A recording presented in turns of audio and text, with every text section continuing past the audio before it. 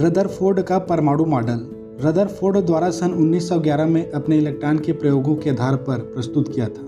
इस मॉडल ने परमाणु के भीतर धनावेशित भाग यानी प्रोटॉन होने की बात बताई। रदरफोर्ड ने सोने की 100 नैनोमीटर की पतली पन्नी पर अल्फा कणों की बौछार की।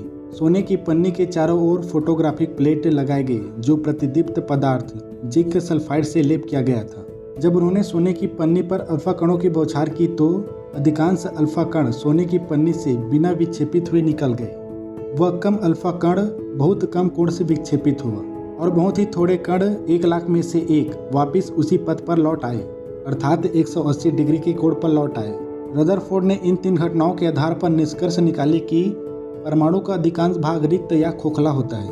कुछ ही अल्फा कण प्रतिकर्षण बल के कारण विक्षेपित हुए। इससे यह पता चलता है कि परमाणु के मध्य धनावेशित भाग यानी प्रोटॉन्स पाया जाता है, क्योंकि समान आवेशों के बीच प्रतिकर्षण बल लगता है। रदरफोर्ड ने गणना करके दिखाया कि नाभिक का आयतन परमाणु के कुल आयतन की तुलना में नगण्य होता है। परमाणु की त्रिज्या लगभग 10⁻⁻10 होता है और नाभिक की त्रिज्या 10⁻⁻15 होता है। परमाणु का धन आवेश व द्रव्यमान एक अति अल्प क्षेत्र में केंद्रित होता है। रदरफोर्ड ने इसे नाभिक कहा।